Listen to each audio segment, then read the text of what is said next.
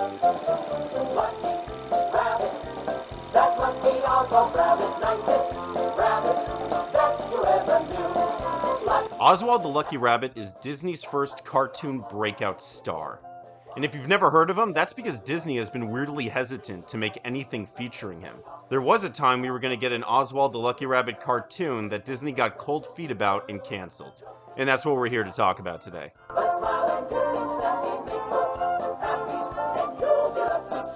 Now, if you've ever played Epic Mickey, you already know who Oswald the Lucky Rabbit is, and definitely all the history behind him too. But to everyone else, I'll make it brief. Oswald the Lucky Rabbit was both the first Disney cartoon and the first Universal cartoon. Let me explain how.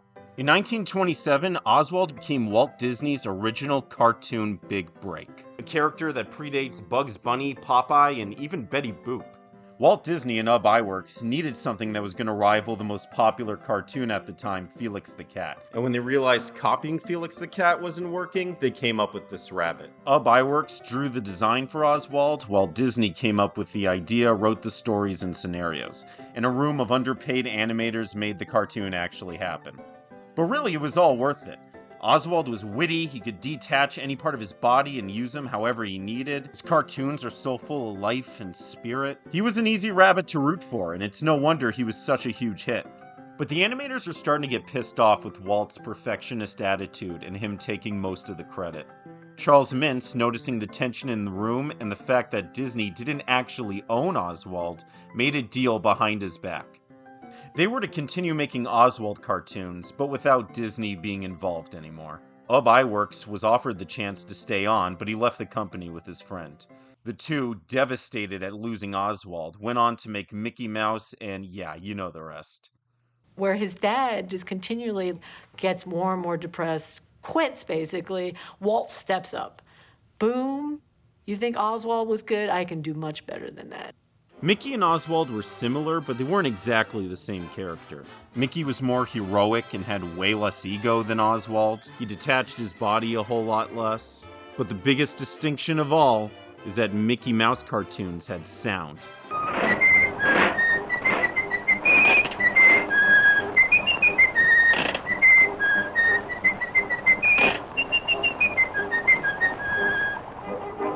Walt Disney never really got over losing Oswald. The reason he was so aggressive over the copyright of all his properties, especially Mickey Mouse, was from the pain of losing Oswald. Disney and Mickey Mouse went on to become what they are today, and Universal used Oswald for a few more years before completely dropping the character, falling deeper and deeper into obscurity over the decades. Flash forward to 2003. A couple of interns at Disney's video game division are trying to come up with an idea for a Mickey Mouse video game. They learn the history of the Disney company and decide to make the game based around an angry, jealous Oswald. So we're like, oh, well, that's the game. The game is like this pissed off rabbit. Or like the idea of this a character, marginalized character going away for 80 years and just like watching like essentially a carbon copy of himself become like the most prolific 2D character of all time. Like they're, and like I'm trying to think what year it was. It was 2003, yeah. And I remember like seeing a kid in like Baghdad and a Mickey Mouse T-shirt, and that was like, and I was working on Mickey at the time. Right. I was like, yeah, Jesus, yeah. like he just kind of like, there's no corner of the planet, right? You know, like it doesn't. So it's like that all kind of fed into the fact about this little pissed off rabbit, and sort of how powerful of a character that could be. Yeah. Like there's no other character that's like just like Bowser hasn't literally been sitting on the shelf for 80 years, you know. Right, like, there has been no character that's just been like in a time capsule. The idea of Epic Mickey was to be an adventure game where Mickey Mouse ventures through a wasteland of forgotten Disney relics to meet his long-lost brother, Oswald. The idea was pitched around and developed for a couple years, and Disney higher-ups, and especially Bob Iger, then president, loved the idea with the game. Only one problem. This entire project based around a concept that they don't own. So I remember we pitched the game, and Bob Iger was like, so this Oswald, like, do we own him? He's ours, right? We own him, right? And he was like, actually, no, I don't think the company owns him. We think Universal owns him, because we had the Disney, like the interactive lawyers, like looking into it. He's like, huh, all right, well, I really like this. This is great. This is really awesome. This is really fantastic. Really great. and then just like left, and that was the end of it. 3 weeks later, and Bob Iger traded Al Michaels for Oswald the Lucky Rabbit. Oswald was for the first time officially a Disney property. I mean, even Al Michaels thought this was a better deal for Disney. Epic Mickey was just such a cool idea and such a breath of fresh air from video games at the time. Imagine being a kid like me and you're used to seeing gaming magazines like this one and that one, and whoa! What kind of cool project is this? I mean, don't get me wrong, Epic Mickey wasn't a massive success, but it did gain a fan base and establish quite a bit of a comeback for Oswald. Oswald wasn't just Mickey before Mickey anymore. He was beginning to have his own fans again. Oswald's gained a very unique cult following since then. He's like a mascot for all the deep lore and history behind entertainment's biggest company. As for official Disney animation, he's had cameos here and there, and, well, that's actually it. He's the cameo character. He had been established, but Disney didn't really know where to go next with him. Hence, the idea of the new Oswald the Lucky Rabbit cartoon was born. This was to be a cartoon that would establish Oswald's own identity outside of Mickey Mouse. He was to have his own cast of characters, his own scenarios, and his own style that would set him up as unique. And helming the project would be Matt Danner. And frankly, a big chunk of details that we know about this project is only because Matt Danner had one day on Twitter where he decided to spill tea, and then just never talked about it again, apparently. Him and his crew had just finished work on another Disney project, Legend of the Three Caballeros, when Disney had approached them with the chance to revive Disney's oldest character. Finally, after almost a century of obscurity, it would be Oswald's chance to shine. The show was to star Oswald, his girlfriend Hortensia, a fast-driving cab driver turtle named Cliff, and a wolf villain character. It also looked like Oswald's detachable body was continuing to play a big role in this show, and it looked like even his luck came into part a couple times too. Like, I know he's called the Lucky Rabbit, but that really never came into play in those old cartoons.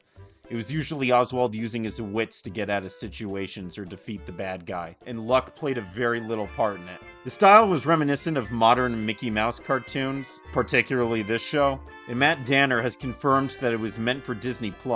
And given when they started the show, this was almost definitely meant to be a Disney+ kickoff show. They were also looking into Frank Welker to voice Oswald. The spatters flooded Mean Street, and we didn't know where else to put him, so we brought him here. We also know the pilot was going to be based off Walt Disney's story of him coming to Hollywood with only $40 in his pocket. One where Oswald falls into a taffy puller and gains stretchy powers. And another one, well this one, where the wolf cuts his body in half in some magic trick. And it looks like his other half runs off. I mean, you're watching the same footage I am. We know that at least 8 episodes had fully written scripts, and 2 had animatics. Both this one and, assuming, the pilot. Although I couldn't find any footage of the pilot. Since Matt was surprised that any footage made it out at all, I'm sorry, but it's probably not out there. It's hard to say with huge certainty since for some reason Disney kept the show under top secret status. Mark Baldo quickly removed it off his LinkedIn page the second people started paying attention to it, and no one in development spoke a word about the project while it was being developed. But after a really rough century, Oswald's future was finally looking up. Disney started to have second thoughts about this show while in development. And for some reason, the details of the show are top secret Disney Vault shit, so there's only a few guesses to why. Some say it would be harder for Disney to capitalize profits off of any Oswald's project, as Oswald was about to become public domain. There's still a whole lot of legal questions that are up in the air regarding old-timey Mickey. But Steamboat Willie / the original version of Mickey Mouse might be a trademark itself, and it might be also a copyrightable character. You probably can't use the public domain version of Mickey in a way that makes consumers think that the work is produced by or sponsored by Disney. The reason Disney started incorporating Steamboat Mickey into its animated features was to create an association between that version of the character and the modern Disney audience. And it's an open question whether you can even make a work of art featuring the Steamboat Willie version of Mickey Mouse that doesn't make you visualize the popular Disney character as it exists today. And how that affects Oswald isn't really known, but no one can imagine it helps. It's possible that was the reason, but whatever the reason is, you might think Disney had canceled the project and Oswald was back to the closet. Now, this series was cute, but honestly, I feel it misses a lot of potential for Oswald. Oswald is much more than a quirky part of Disney history. He's got fans, a cool design, one of the most interesting backgrounds of any cartoon character ever. Oswald also represents a great opportunity for Disney. See, Disney is very hesitant to experiment with any of their most well-known characters for fear of anyone ruining any preconceptions about them. Mickey's personality has slowly been washed away over the years because he's a better brand logo when he's just a smiling mouse. Inoffensive and family-friendly. And that's not really Disney's fault. Mickey is a character everyone on the planet knows, so there's big expectations and preconceptions of him. When they started a brand new Mickey Mouse show, it was just short, episodic cartoons, just like the ones from almost 100 years ago. But Oswald is a character who has no expectations. There's no preconceptions about Oswald. He is a character perfect for unique experimentation. Oswald's existence allowed for creating the coolest Mickey Mouse story in half a century. Oswald acts not just as a perfect foil to Mickey, but also as a blank canvas for what you can do with a cartoon character. Oswald could have just as easily had been the villain in the epic Mickey games and then the hero of his own cartoon, and neither would have felt out of place because we don't really know anything definitive about his character yet. People don't just love Oswald because of Epic Mickey, but because Epic Mickey showed just how much potential this character has. So Disney, I invite you, figure this guy out.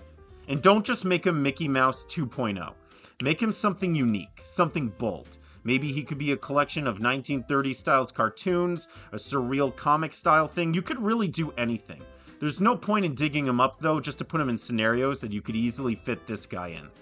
So put him in scenarios that you can't put Mickey in. And I'm not talking another awful horror movie slasher that I guess we just decided to do with everything that becomes public domain. Oh yeah, I guess I have to mention this at some point. Oswald the Lucky Rabbit's becoming a slasher film because I guess we just let Redditors pick our public domain movies now. You don't have to make him some cringe horror movie, but do something new with Oswald. I mean, someone at Disney clearly likes him. The theme parks use him all the time. But Oswald's a cartoon. He belongs in animation. And maybe if he was in more animation, the people at those theme parks would know who he is. Alright, looks like we got some space on the left. Now Animation has always excelled in making genre-blending works of art, so do something. Figure this character out. Because none of us really know this guy yet, but we all really want to.